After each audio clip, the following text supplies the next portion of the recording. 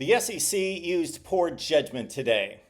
No, I'm not talking about scheduling this time, one of my favorite topics, and the SEC has botched that up since 1992 when they split into two divisions, and their approach to scheduling archaic, moronic, and unfair to the teams in the conference, and not necessarily even marketable in their best interests. And then even with this new format, the scheduling system does not work and it's not equitable.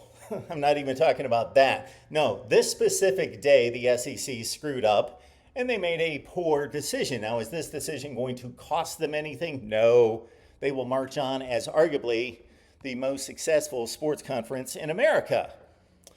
But the SEC today sent me a notice in response to my credential request that said, "We thank you for your interest in the SEC. We thank you for your willingness and your desire to participate in SEC Media Days. However, due to the large number of requests of media, we have to deny your request." All right, there's a few things that I have issue with there. It has nothing to do with necessarily a good use of my time, because I will spend my time much better and more enjoyably than going to SEC Media Days. I will certainly do that, and saving myself a 4 or 5 hour drive and all the expenses that will ensue based on hotels and gas and all of that that's involved in attending Media Days. So it's actually a benefit to me that I'm not going to have to waste my time in any such way. And I can do other things that will make me money and make my business money. But seeing that we here at the Voice of College Football run 13 team channels that, in a sense, are a marketing brand for the SEC. Whether we criticize or praise or whatever we do, we cover the SEC. 13 channels out of 16 teams in the SEC. And I got to say that they probably didn't even take this into consideration, because upon the credential request that I made, that, let's keep in mind, they sent me the credential request. So SEC, I'm talking to you. Do not send me another credential request. You're wasting my time. You sent me a credential request. You sent it to me. I didn't request it. I didn't ask for it.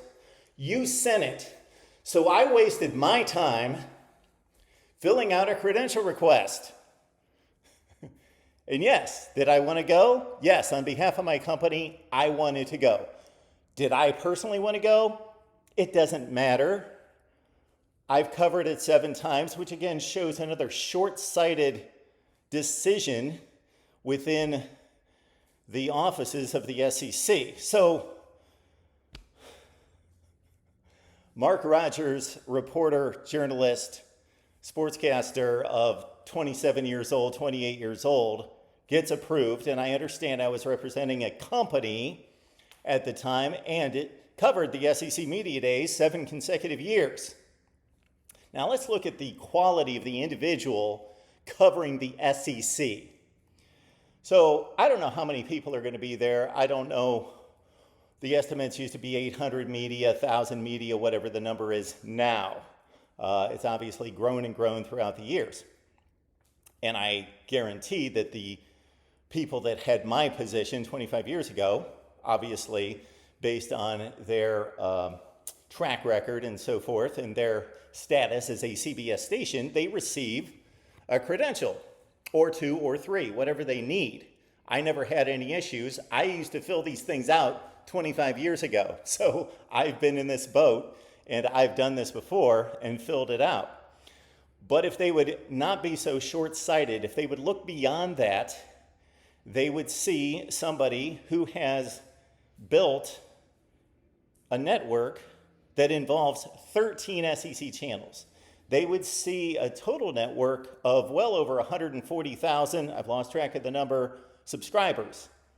That also launched a website this spring, which I have understood has been a key to getting credentials approved. But just flat out, come on. Take me and take the great majority of people that will be in Atlanta covering SEC Media Days and take the two of us and let's compare credentials. Let's compare personal credentials, career credentials, knowledge of the conference, knowledge of the history of the conference, covering the conference through the years, bowl games, SEC championship games, SEC tournaments, NCAA tournaments involving SEC teams, Final Fours, national championship games, College World Series, and let's compare that to a number of the lackeys that will be covering SEC Media Days. But there is probably some little twist in there because I actually encountered this with the Big Ten a couple years ago, but they had the integrity, they had the class to follow up. So this was 2 years ago, so this would have been 2023 Big Ten Media Days. I was denied. I followed up, and the Big Ten was thorough enough to follow up with me, apologize, and then give me my request for 2 credentials to Big Ten Media Days. And they contacted me personally. The person in charge of the entire process was kind enough to call directly, not just send an email and say, we apologize, there was an oversight, you're now approved for credentials. Nope. They called me up, they corrected the situation, they took into account my credentials, my resume, my career, what I've accomplished, and now through this company and the Voice of College Football, what we've accomplished in covering the Big Ten. But the SEC, too short-sighted to do this. I followed up with an email to outline, because the credential request itself basically just name, email, website. That's all they ask for. They have no context otherwise. If they have not heard of you, no context. They don't know what they're talking about. They don't know what they're dealing with. They don't know what they're looking at. And I understand it's about volume, but they don't know what they're doing, basically. They're going through a cookie cutter process. So I followed up with an email because they did have a contact person. But I got to think that the email was not processed. It was not reviewed because of how quickly the denial came. And so they went through their process of, does said organization cover any football games? Do they have press credentials for games? That's what happened with the Big Ten. They simply rubber stamped it, do not cover games in the press box, therefore denied. And yes, I wrote a rather boastful letter to say, this is my career, this is what I've done, this is what I've covered, which actually is nothing close to what I've covered in the SEC in terms of championship games and events and tournaments and College World Series and all the like.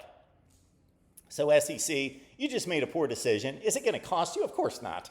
You don't need the Voice of College Football. I get that. And again, personally, this is something that I didn't necessarily want to do, but I thought this would be good for my company, and we would love to cover the SEC Media Days. Beyond that, we've got 3 or 4 individuals, hosts of team channels, that would have done a fine job covering the SEC Media Days, and they were denied. I wanted to see it for them as well. And again, bottom line, SEC, don't send me a credential request that wastes my time that I'm filling out at 2 a.m. You waste my time. Okay? Get your scheduling in order. That sucks. Spend a little bit more time with your scheduling. That sucks as bad as it does.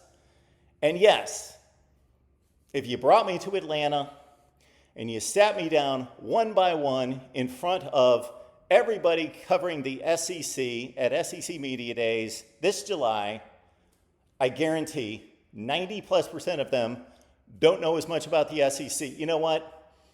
98% of them don't know as much about the SEC currently or historically than I do. SEC, you made a poor decision, poor judgment. That's all I can say. Bad job.